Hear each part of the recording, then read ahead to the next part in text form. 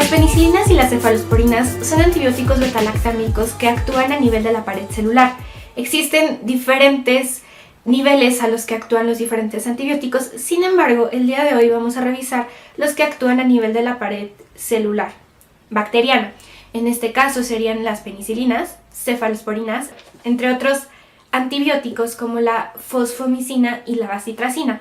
Para comenzar, me gustaría mencionar o hablar un poquito acerca de la historia de los antibióticos, y todo esto se remonta a las investigaciones de Anton van Leeuwenhoek. Como ya sabemos, él fue el primero en observar organismos microscópicos y gracias a su descubrimiento, como 2 o 3 siglos después, se asoció que estos seres microscópicos podían ser los agentes causales de ciertas enfermedades. A continuación, tenemos a Louis Pasteur, el cual sentó las bases para la teoría microbiana de la enfermedad en el año de 1859, cuando él estaba estudiando los procesos de descomposición de algunos vegetales y productos cárnicos, los cuales se dio cuenta que eran procesos biológicos mediados por organismos microscópicos, los cuales también podían tener un papel patogénico en la enfermedad. A continuación tenemos a Joseph Lister, que fue el primero en llevar los conocimientos o los descubrimientos que propuso Louis Pasteur a la práctica médica.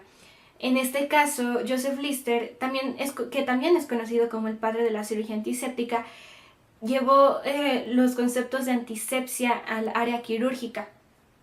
Como dato curioso, el antiséptico bucal Listerine lleva su nombre en honor a él. De igual forma tenemos a Roberto Koch, el cual es una figura muy importante en cuanto a todo el desarrollo de la terapia antimicrobiana, debido a que él, en primer lugar, estableció el uso de medios de cultivo sólidos que facilitaban el estudio de los organismos microscópicos, pero también propuso los postulados de Koch, los cuales, como ya sabemos, establecen que el microorganismo causante de una enfermedad debe ser aislado del hospedero y que si es inoculado en un organismo saludable y susceptible debe provocar la misma enfermedad.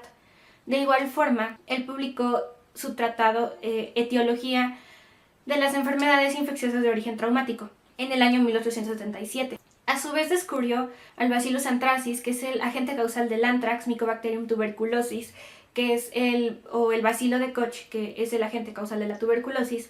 También el Vibrio cholerae, que como ya sabemos es el agente causal del cólera. En las 2 décadas posteriores a su descubrimiento, los microorganismos causantes de otras enfermedades. Después de Roberto Koch tenemos a las influencias antibióticas propuestas por Paul Villon, el cual decía que era posible la existencia de seres vivos que produjeran sustancias capaces de inhibir o detener el desarrollo de otros microorganismos.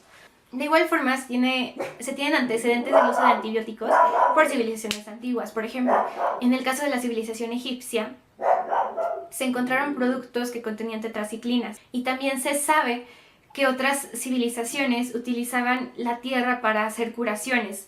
Actualmente, la mayoría de muchos antibióticos tienen su origen en organismos procedentes del suelo. En el año de 1889 se hace el descubrimiento de la piocianasa y la piocianina, que son pigmentos producidos por el bacilo piociánico o Pseudomonas aeruginosa. Se descubrió que al cultivar la Pseudomonas aeruginosa, esta producía una sustancia capaz de difundirse en el medio de cultivo e inhibir el crecimiento de otros microorganismos. Después tenemos a Paul Ehrlich con su concepto de balas mágicas, el cual decía que era posible la existencia de agentes antibióticos que actuaran de forma específica en el patógeno, pero sin afectar al ser humano. Él se inspiró por la selectividad de algunos colorantes que tenían sobre ciertos tejidos y sobre otros no. Y a continuación tenemos a Alexander Fleming, el cual en su laboratorio dejó un medio de cultivo sin sumergirse completamente en la solución detergente, y tras un fin de semana de descanso regresó a su laboratorio y se percató de que había crecido un hongo en el medio que había liberado una sustancia que se difundió e inhibió el crecimiento bacteriano en el medio de cultivo. Es así como él nombra a esta sustancia penicilina, debido a que fue producida por un hongo del género Penicillium. Sin embargo, esta no se usó como antibiótico hasta 20 años después de su descubrimiento.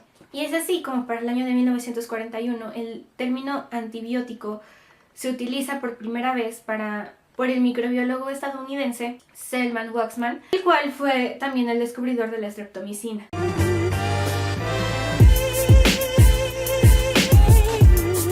De esta forma, sabemos que los antibióticos, la actividad de los antibióticos está determinada por su selectividad, por ciertas estructuras presentes en los procariontes o en los hongos, que ya sea que en los seres humanos no estén presentes, o que el daño producido sea más importante en el microorganismo que en el ser humano. Y es así como tenemos 4 formas de clasificar a los antibióticos: por su mecanismo de acción, por su espectro antimicrobiano, por su estructura química y por su efecto antimicrobiano. Por su estructura química, los medicamentos se van a clasificar en familias, como por ejemplo los betalactámicos, que comparten la característica de que en su estructura existe un anillo lactámico, beta.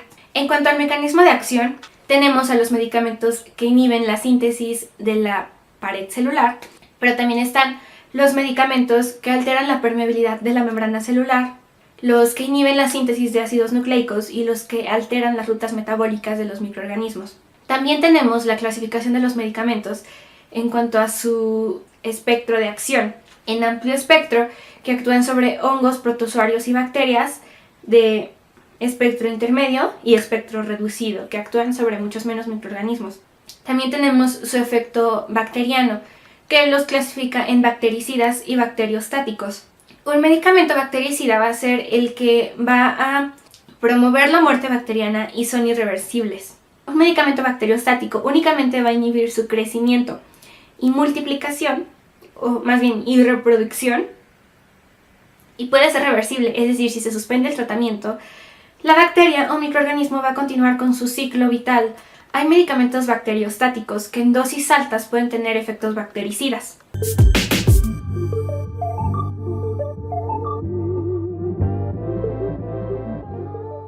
Entonces, bueno, como el día de hoy vamos a hablar de los medicamentos que inhiben la síntesis de la pared celular, me gustaría abordar un poco acerca de la estructura de la pared bacteriana.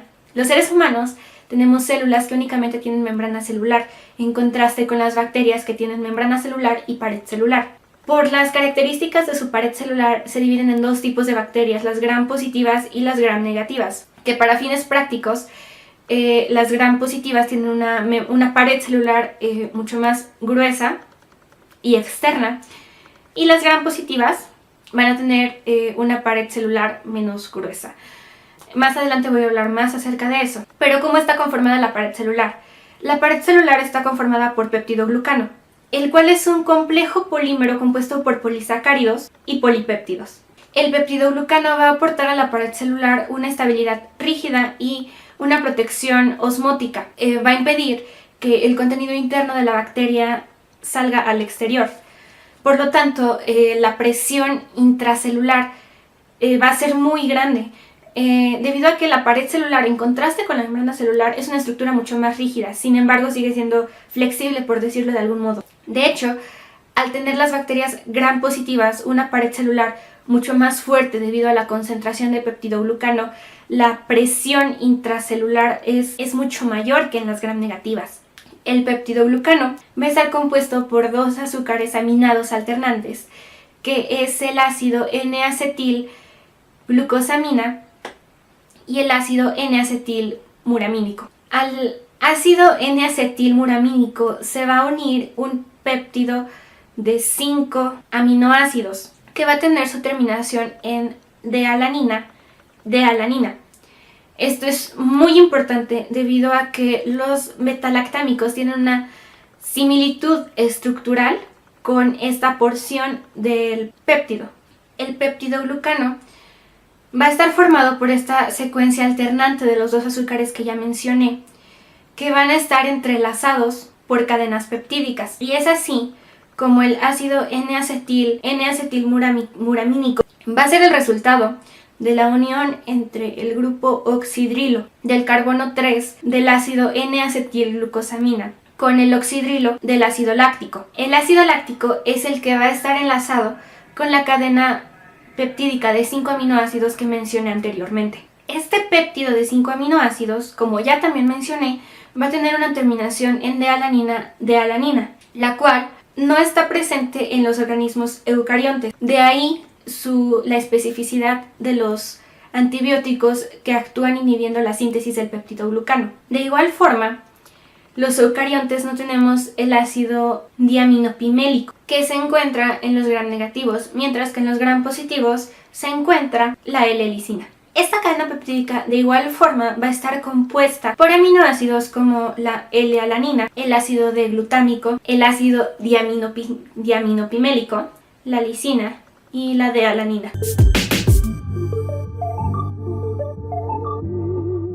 Los antibióticos que inhiben la síntesis de la pared bacteriana pueden actuar en 4 fases. ¿Qué son las 4 fases de la síntesis de la pared bacteriana? La primera fase o etapa es la formación del precursor en el citoplasma. Este precursor es el difosfato de uridina. Y como ejemplo de 2 fármacos que actúan sobre esta fase, tenemos a la fosfomicina y a la cicloserina. La fosfomicina va a impedir la síntesis del fosfenol piruvato. El fosfenol piruvato se une al uridindifosfato, N-acetilglucosamina, para formar el precursor. Por lo tanto, si la fosfomicina bloquea esta unión, no se va a formar el precursor y se va a inhibir la síntesis de la pared bacteriana en la primera etapa. La segunda etapa consiste en el transporte del precursor a través de la membrana celular. En este caso, vamos a la bacitracina, que es un medicamento que se va a unir transportadora, que es el isoprenilfosfato. Al unirse la bacitracina al isoprenilfosfato, el transporte del precursor se va a ver inhibido, bloqueando la síntesis de la pared bacteriana en la segunda etapa. En la tercera etapa, que es la formación del polímero lineal, tenemos el bloqueo de la enzima peptidoglucano sintetasa, que cataliza la reacción de unión al ácido N-acetilneuramínico. Finalmente tenemos la cuarta etapa, que es la etapa de transpeptidación. Esta etapa es importante debido a que las reacciones de transpeptidación aportan rigidez a la pared bacteriana al entrelazar las cadenas peptídicas. Mientras más entrecruzamientos existan entre las cadenas peptídicas, la pared bacteriana va a ser mucho más rígida. Este proceso está mediado por 2 tipos de enzimas, que son las transpeptidasas y las carboxilidasas. Las transpeptidasas, que forman una malla que puede ser bidimensional o tridimensional, y las carboxipeptidasas, que se encargan de la eliminación de los residuos terminales no comprometidos en los puentes cruzados. Entre los antibióticos que actúan sobre la transpeptidación, tenemos a los betalactámicos, como las penicilinas, las cefalosporinas, los monobactámicos y los carbapenémicos. Por ende, a continuación vamos a hablar de la estructura de los betalactámicos. Entonces, todos los betalactámicos van a tener la misma estructura básica, que es la unión de un anillo de tiazolidina con un anillo lactámico beta. Un anillo de tiazolidina es un tioéter que va a estar unido a un grupo amina, el cual a su vez va a estar unido a un anillo lactámico. Un anillo lactámico básicamente es una amida. Un grupo lactama es una lactona más una amida. Por lo tanto, un anillo lactámico va a ser una amida cíclica que va a aportar un grupo amino secundario. La unión entre el anillo de tiazolidina y el anillo beta-lactámico, que se denomina así por el número de carbonos que tiene, en este caso son 2, por eso es beta, van a formar el ácido 6-aminopenizilánico. Este ácido va a estar unido a un radical. El radical le va a aportar las características antibacterianas y farmacológicas. A las lactamasas, que son enzimas producidas por las bacterias, que van a actuar sobre el anillo lactámico, produciendo el ácido peniciloico, que no tiene actividad antibacteriana.